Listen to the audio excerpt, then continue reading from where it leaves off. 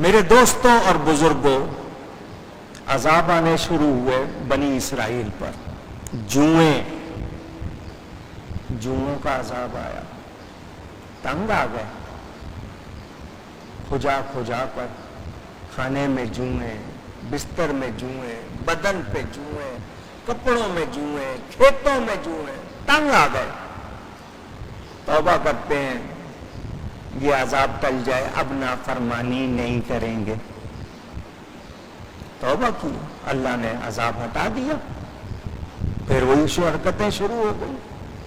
پھر مینڈک، اس کا عذاب آیا، ہر طرف مینڈک ہی مینڈک، نہ کوئی گھر، نہ کوئی بستر، نہ کوئی سامان، کوئی چیز، ہر طرف۔ پھر توبہ، وہ ہٹایا۔ پھر خون کا عذاب آیا، پھر توبہ، پھر طوفان، پھر توبہ۔ یعنی وہ بار بار وہی کچھ کرتے تھے، اپنی توبہ پر قائم نہیں رہتے تھے۔ پھر قحط پڑا، خشک سالی، بارشیں بند ہو گئیں، کوئی سبزہ ہی نہیں اگ رہا، کیا کھائیں گے، کیا کریں گے؟ آپ کے ہاں موجودہ وقت کی بات کروں، ٹڈی دل، سن رہے ہیں نا خبریں؟ دیکھی بھی ہوں گی، ٹڈیاں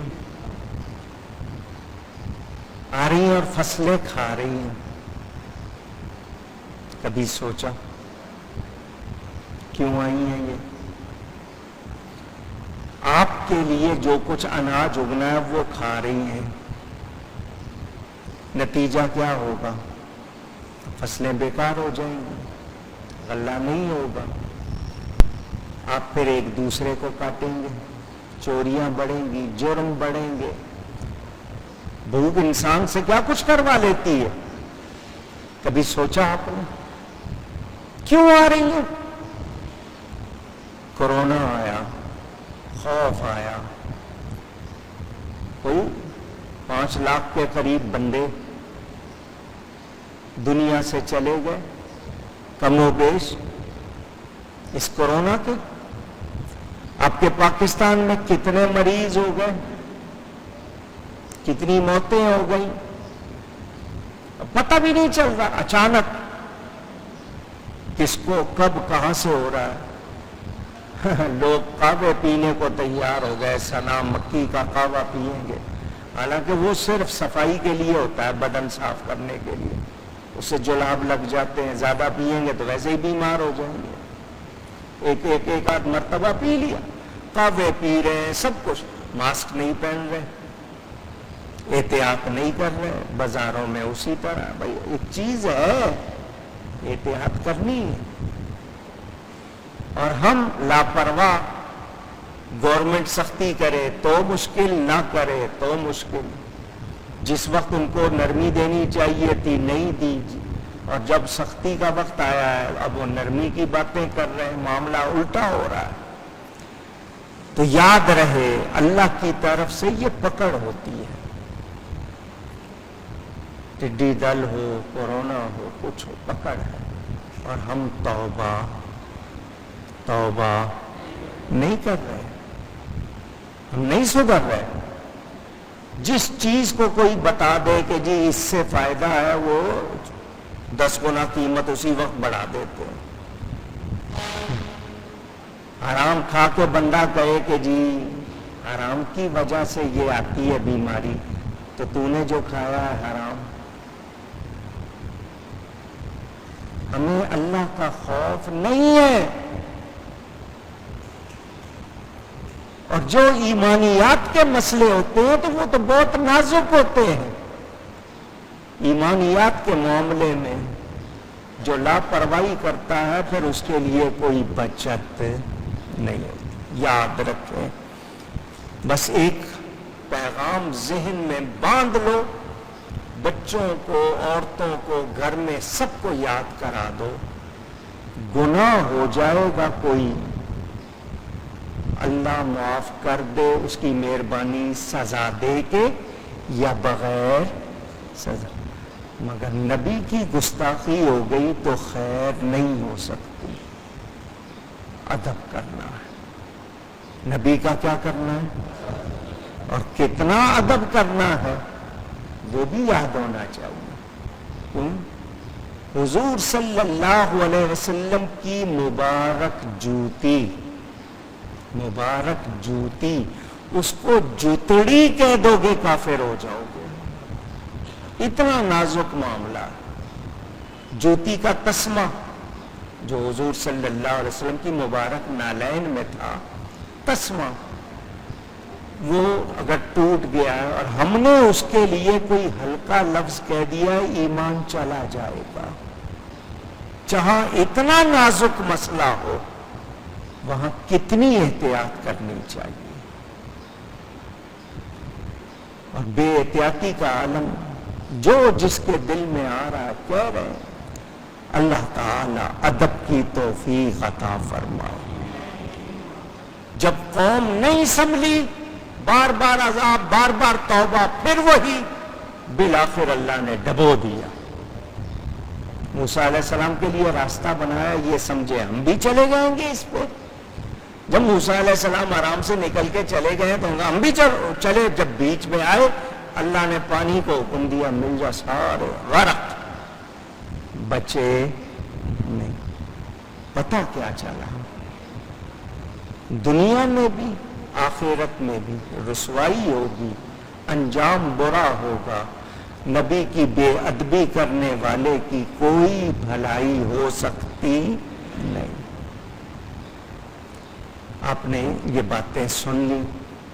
حضرت موسیٰ علیہ السلام کا ذکر یہ مختصراً یہاں ذکر آئے ہیں، اس لیے آپ کو سنایا میں نے۔ پورا واقعہ اس تفصیل سے جیسے سنانا چاہیے وہ تو نہیں ہے، لیکن آپ کو میں نے بتایا۔ اب یہ بات بھی سن لیں کہ ہم ادب کیسے سیکھتے ہیں۔ ہمیں ادب سکھایا جاتا ہے اللہ والوں کی صحبت میں۔ مدرسوں میں لفظ پڑھائے جاتے ہیں، خانقاہوں پہ ان پر عمل سکھایا جاتا۔ ہماری خانقاہیں اب ویسی نہیں رہی الا ماشاء اللہ، لیکن پہلے کیا ہوتا تھا، لوگ جاتے تھے کہ دین سیکھنا ہے، کیسے کرنا ہے، پڑھ لیا ہے مدرسے میں، اب خانقاہ میں تربیت لینی ہے۔ خانقاہوں میں اب تربیت کا وہ ماحول اس طرح کا اتنا نہیں رہا، لیکن سیکھتے تھے۔ تو پیر صاحب ہوں، استاد صاحب ہوں، ماں باپ ہوں، بڑے ہوں، وہ سکھاتے تھے۔ اب وہ بڑوں نے نہیں سیکھا تو وہ آگے سے کیا سکھائیں گے؟ نتیجہ کیا ہے کہ نئی نسل میں وہ چیزیں ٹرانسفر نہیں ہو رہی، منتقل نہیں ہو رہی، ان کو نہیں پہنچ رہی۔ بچوں کو دیکھ لیں، ان کو دور دور تک نہیں پتا ہے ننگے سر نماز پڑھنا، جیسے مرضی کپڑوں میں نماز پڑھنا، قرآن شریف پڑھتے ہوئے بے احتیاطی کرنا۔ ہمارے گھروں میں یہ ساری چیزیں نظر آ رہی ہیں یا نہیں آ رہی ہیں؟ تبرکات، پہلے مدینہ منورہ کی وہ کھجور آتی تھی ڈبیا میں، لوگ اس ڈبیا کو سنبھال کے رکھتے تھے، اس کو مدینے کی ہوا لگی ہوئی ہے، اور اب آپ کے یہاں کچروں میں پھینک دیتے ہیں۔ گٹھلیاں لوگ سنبھال کے رکھتے تھے، شمارے بنا لیتے تھے پڑھنے کے لیے، اب پھینک دیتے ہیں۔ سب کے ہاں ادب نہیں ہو رہا، تو جہاں ادب نہیں ہوگا بتائیے پھر وہاں بیماریاں وبائیں آئیں گی یا نہیں آئیں گی؟ اونچی۔ اچھا، اب ایک بات اور بتا دوں، عام آدمی کی بے ادبی اور خاص آدمی کی بے ادبی۔ ایک عام آدمی ہے، نا سمجھ ہے، نا سمجھی میں بے ادبی کر رہا ہے، اور ایک جاننے والا سمجھدار ہے اور پھر بھی احتیاط نہیں کر رہا۔ بتائیے زیادہ بڑا مجرم کون ہے، جاننے والا یا نہ جاننے والا؟ تو جان بوجھ کر جو کر رہے ہیں، بھلے مفتی کہلائیں، عالم کہلائیں، مولوی کہلائیں، کیا کچھ کہلائیں، عہدیدار منصبدار کہلائیں، تو ان کو تو زیادہ احتیاط کرنی چاہیے۔ تو ناسمجھ ہے، ناسمجھی میں کیا ہے، جو سمجھدار ہے اس کو تو پتہ ہے انجام کا، پھر بھی کر رہا ہے تو اس کی سزا زیادہ سخت ہونی چاہیے۔ میرے دوستوں اور بزرگوں، اللہ تعالی کسی خاص بندے سے کوئی لغزش، خطا ظاہر کرنا چاہتا ہے تو اس کے سامنے اس خطا کی کوئی تعویل ظاہر ہوتی ہے ایسی کہ اسے وہ خطا محسوس نہیں ہوتی۔ میں جو کر رہا ہوں غلط نہیں کر رہا، وہ اپنی نظروں میں اس کو اچھا سمجھتا ہے، اچھا دیکھتا ہے۔ تو پھر جب اس کو غلطی کا احساس ہی نہیں ہے تو توبہ کیسے کرے گا؟ جو مرض نہیں محسوس کرے گا وہ دوا لے گا؟ پہلے مریض سمجھ خود کو، پھر مرض کا علاج ہوگا۔ تو ایسے لوگ اپنی خطا کو خطا ہی نہیں سمجھتے، تو پھر وہ اپنا علاج کیسے کریں گے؟ غلطی محسوس کرے بندہ، غلطی محسوس کر کے توبہ کرے۔ آدم علیہ السلام نے بغیر ارادے کے لغزش ہو گئی، اکڑے نہیں، یا اللہ کا ہم نے اپنی جانوں پہ ظلم کیا ہے، تو نے اگر معاف نہیں کیا تو ہم گھاٹا پانے والوں میں سے ہو جائیں گے۔ شیطان اکڑا، آدم علیہ السلام نے عاجزی کی، کون کامیاب ہوا؟ آدم علیہ السلام۔ تو پھر آدمی بنو، شیطان کے چیلے نہ بنو۔ میرے دوستوں اور بزرگوں، اب ایک بات آپ سے اور کر لوں۔ کوئی شخص نیک ہو، اللہ والا ہو، شیطان اس پر زیادہ کام کرتا ہے، شیطان اس پر زیادہ کام کرتا ہے کہ اس کو اس منزل سے ہٹاؤں، اس کا ایمان ضائع کروں، مگر اللہ کی وجہ سے وہ محفوظ ہوتے ہیں، شیطان کا زور ان پر چلتا نہیں۔ لیکن کوئی ایسا ہو اس سے غلطی ہو جائے اور وہ نہ محسوس کرے تو پھر وہ اللہ والا رہتا نہیں۔ اور اس طرح کے واقعات بہت ہیں۔ آپ نے سنا ہوا نا، خود شیطان نے غوث پاک سے کہا تھا میں نے 70 اولیاء کو اس مقام سے بہکایا ہے، آپ کو آپ کا علم بچا گیا۔ تو غوث پاک نے کیا کہا؟ مجھے علم نہیں، علم کے ساتھ ساتھ میرے رب کے فضل نے بچایا ہے۔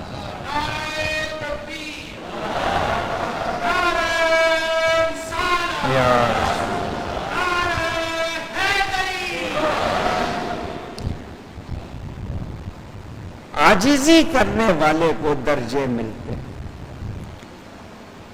سیدنا غوث پاک کے زمانے میں، ابتدائی زمانہ تھا، آپ بغداد شریف پہنچے پڑھنے کے لیے، ایک بزرگ کی شہرت ہوئی، اللہ والے ہیں، اچانک ظاہر ہوتے ہیں، اچانک غائب ہو جاتے ہیں، ولی اللہ ہیں۔ ابن سقا بڑا مشہور ہے، وہ بھی پڑھتا تھا وہاں، کہنے لگا اچھا چلو چلتے ہیں ان کو ملنے، میں جا کر ان سے ایک سوال کروں گا، جواب نہیں دے سکیں گے، وہ اپنے آپ کو عالم سمجھتا تھا، ایسا سوال کروں گا وہ جواب نہیں دے سکیں گے، پھر دیکھنا میں ان کی کیسے ہنسی اڑاؤں گا۔ اللہ والے بنے میں سوال کا جواب نہیں آتا۔ ایک اور ساتھی تیار ہوا، اس نے کہا میں بھی سوال کروں گا، دیکھوں گا کیا جواب دیتے ہیں، ٹٹولوں گا کہ ان کا جواب کیا۔ غوث پاک نے فرمایا ہم تو صرف ان کو سلام کریں گے، اللہ والے ہیں، ہم ان کو زیارت کریں گے، سلام کریں گے، نہ کوئی سوال نہ کوئی آزمائش، اللہ والے ہیں تو ان کی زیارت کریں گے، سلام کریں گے۔ تینوں گئے، ان کا جو ٹھکانہ تھا وہاں گئے، اچانک وہ ظاہر ہو گئے، غائب ہو جاتے تھے، اچانک وہ آ گئے، جب آئے تو بڑے جلال میں، غصے میں. وہ ابن سقا جو کہہ رہا تھا نا میں سوال کروں گا جواب نہیں دے سکیں گے، تو یہ کہہ کے آیا تو مجھ سے سوال کرے گا میں جواب نہیں دے سکوں گا. تو نے یہ کہا تھا نا یہ ہے تیرا سوال اور یہ ہے اس کا جواب، لیکن تو ایمان پر نہیں مرے گا. تو ایمان پر تو نے اللہ والے کو ناراض کیا. دوسرے سے کہا تو جاننا چاہتا ہے کہ جواب کیا دوں گا تاکہ تجھے اندازہ ہو کہ کتنے بڑے عالم ہیں یا نہیں ہیں. تو تیرا سوال یہ ہے اور اس کا جواب یہ. ان دونوں کو آپ نے یہ سختی سے کہا. نظر پڑی غوث پاک پر، فرمایا بیٹا میرے قریب آؤ. پیشانی چومی اور کہا اللہ تجھے ولیوں کا سردار بنائے گا. عاجزی کرنا. اکڑ والے کو کچھ ملتا نہیں. اور آج کل ختم ہے لوگ اسی پر. تو کبھی کبھی اولیاء کہلانے والے بھی، علماء کہلانے والے بھی لغزش ہو جاتی ہے، کیونکہ وہ معصوم اللہ والے محفوظ ہوتے ہیں. مگر کبھی اگر کسی سے ہو گئی تو پھر توبہ توفیق مل گئی تو ٹھیک، ورنہ پھر وہ اللہ والے رہتے نہیں. پھر اللہ کی بارگاہ سے وہ دور کر دیے جاتے ہیں. اسی لیے ہمارے ہاں یہ مشہور ہے کہ گناہ ہو جائے بخشش کی گنجائش ہے سزا یا بغیر سزا کے. بے ادبی ہو جائے تو پھر خیر نہیں. تو کس سے بچنا ہے؟ کس سے بچنا ہے؟ بے ادبی. اللہ کی نافرمانی نہیں کرنی، مگر اللہ کے کسی پیارے کی بے ادبی بالکل بھی نہیں. سکھانا ہے بچوں کو، عورتوں کو سکھاؤ. اور یہی چیزیں آج دور کر دی گئیں. نتیجہ کیا ہے آپ کے سامنے؟ فرعون اور اس کی قوم، انکار، سرکشی، حد سے بڑھنا، متجاوز ہونے والے، فاسق، نافرمان.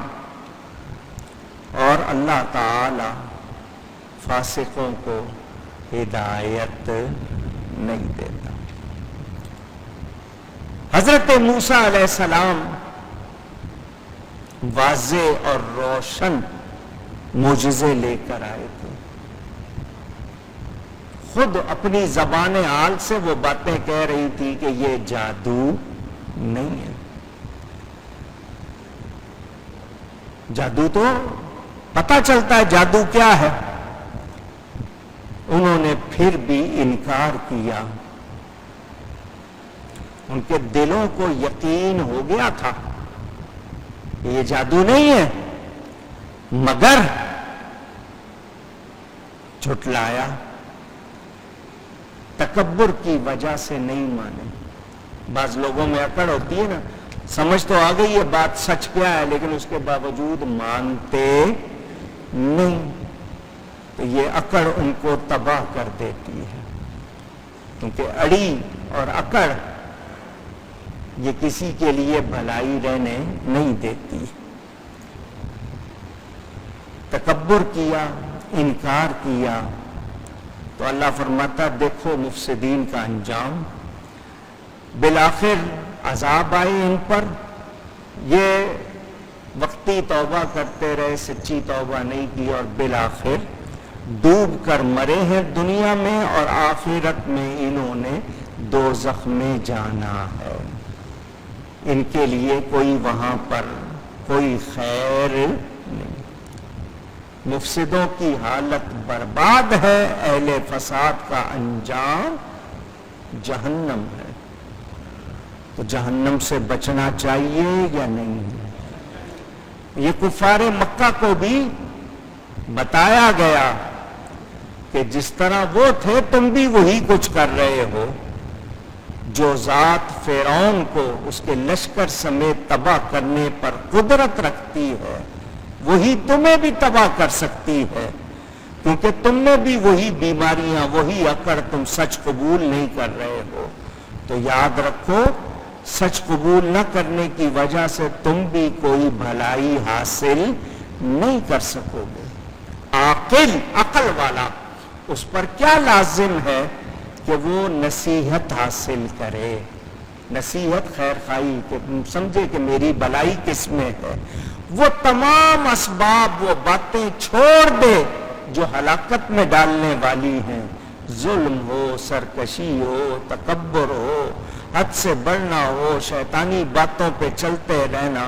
تو جو عاجزی نہیں کرتا، جو توبہ نہیں کرتا، خود کو نہیں سنوارتا، تو پھر وہ برباد ہو جاتا ہے۔ میرے دوستوں اور بزرگوں، ظاہر میں سرخی لگاؤ، پاؤڈر لگاؤ، جو مرضی لگا کے چہرے سجا لو، تو وہ ہو گیا جی، ڈیکوریشن ہو گئی، ڈینٹنگ پینٹنگ ہو گئی وقتی طور پر، لیکن اندر گندی گند ہے تو اس کا کوئی فائدہ ہوگا اس سنگار کا؟ پوچھ رہا ہوں آپ سے۔ اندر سارا غرق ہوا ہے، خراب ہوا ہے، تو پھر اوپر سے کتنا ہی سجا لو، کلئی نکل جاتی ہے، حقیقت کھل جاتی ہے۔ تو اگر عذاب سے محفوظ رکھنا ہے اپنے آپ کو، تو اللہ سے ڈرو اور عاجزی اختیار کرو۔